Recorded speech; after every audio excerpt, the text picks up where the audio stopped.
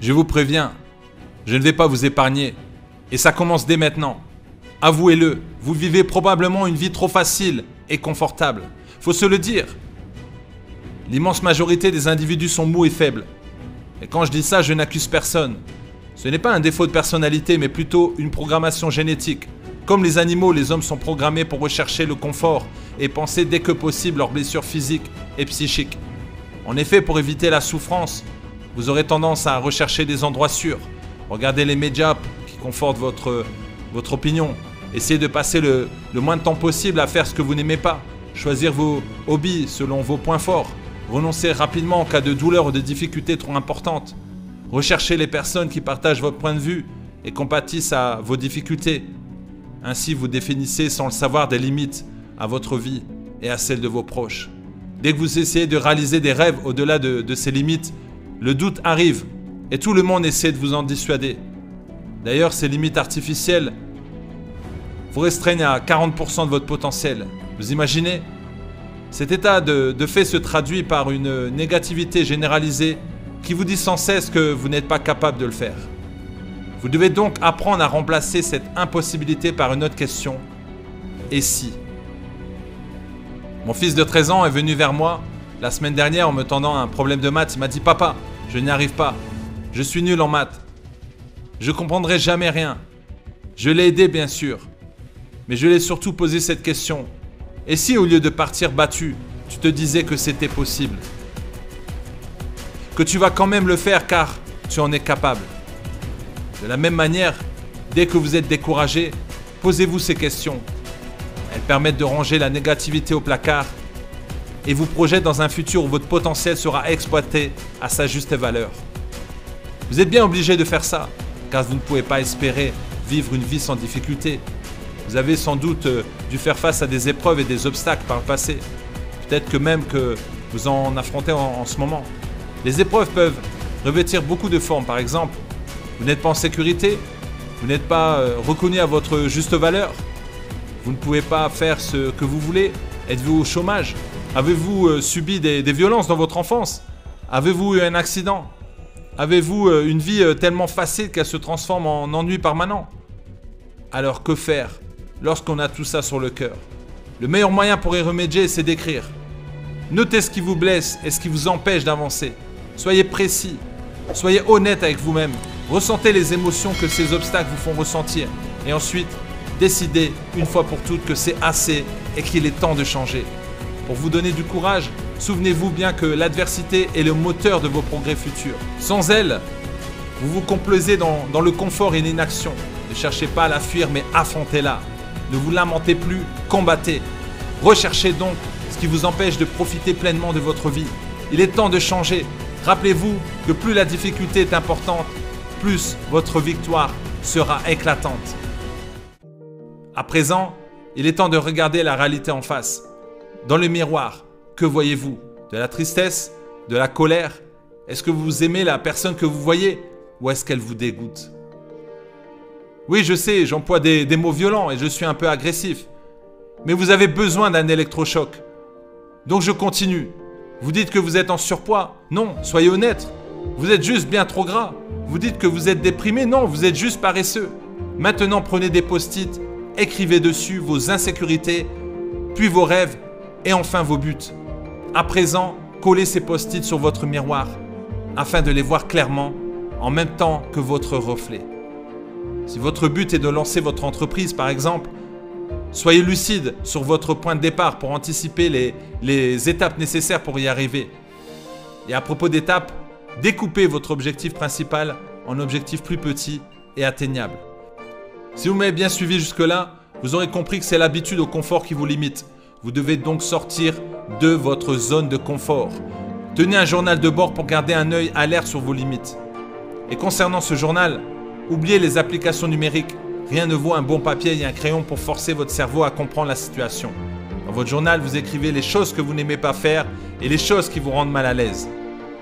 Le but de ce défi est de transformer vos faiblesses en force en faisant chaque jour quelque chose que vous trouvez difficile.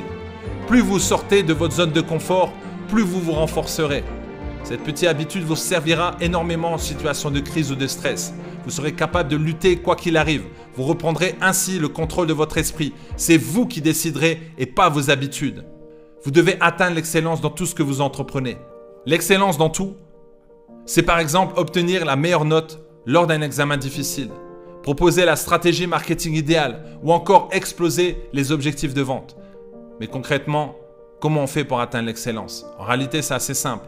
Il vous suffit de déterminer le standard qu'on attend de n'importe qui et de travailler dur sans relâche jusqu'à le surpasser.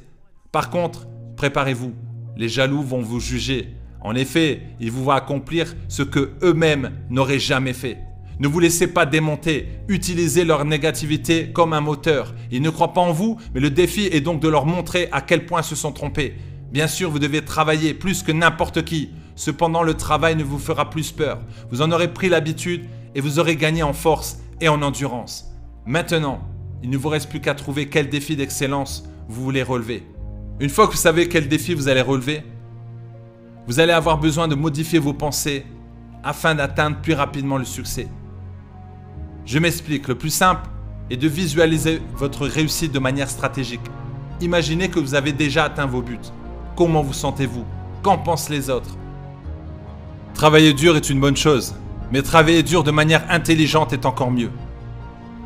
Votre vie n'est pas une accumulation d'échecs. Alors appuyez-vous sur la fierté de vos victoires passées. Vous avez vaincu une dépression, vous avez arrêté de fumer, vous avez gagné une course, vous avez gagné le respect de quelqu'un. Alors essayez de vous souvenir de vos victoires et notez-les. Je ne vous lâche pas avec ça parce que c'est vraiment important. Reprenez votre journal et notez vos exploits. Ça va vous permettre de ressentir à nouveau le sentiment de victoire. Vous voyez, si vous le voulez, vous pouvez être fort et déterminé. Mais attention, ne vous endormez pas non plus sur vos exploits.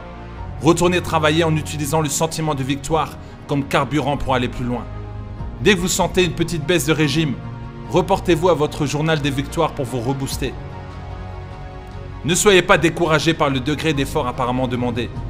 Petit à petit, tout est possible. Il suffit de s'y tenir et d'augmenter progressivement la difficulté. Avec de la discipline, vous rapprocherez de votre objectif sans même vous en rendre compte. Ne soyez donc pas découragé par le degré d'effort apparemment demandé. Petit à petit, tout est possible. Il suffit de s'y tenir et d'augmenter progressivement la difficulté. Avec de la discipline, vous rapprocherez de votre objectif sans même vous en rendre compte. À condition bien sûr d'être motivé. En effet, la moindre perte de concentration peut vous coûter la victoire. Par conséquent, vous devez apprendre à devenir ultra concentré sur ce que vous faites. Et j'ai un programme pour vous, à suivre en 3 semaines. Il va changer votre manière de travailler. Première semaine. Cette première semaine vous servira uniquement à observer votre propre comportement. Il s'agit encore une fois de prendre des notes, mais des notes sur l'heure à laquelle vous vous levez, les moments où vous travaillez, le nombre de fois par heure où vous regardez votre téléphone, le temps que vous prenez pour déjeuner et le temps que vous perdez dans les transports. À quoi ça sert? Eh bien, la plupart des gens perdent entre 4 et 5 heures par jour à force d'interruptions intempestives et d'activités inutiles. Votre objectif est donc de percevoir ce qui peut être modifié, voire supprimé de votre emploi du temps. Vous pourrez ainsi vous recentrer sur votre objectif. Deuxième semaine. Maintenant que vous avez observé, essayez d'instaurer les plages de travail de 15 à 30 minutes. Pendant ces plages, aucune distraction, aucun arrêt ne sont permis. La concentration doit être absolue. Prenez des pauses, mais limitez-vous dans le temps. De même, ces temps de pause et de sommeil doivent être totalement respectés sans aucune interruption, notamment numérique.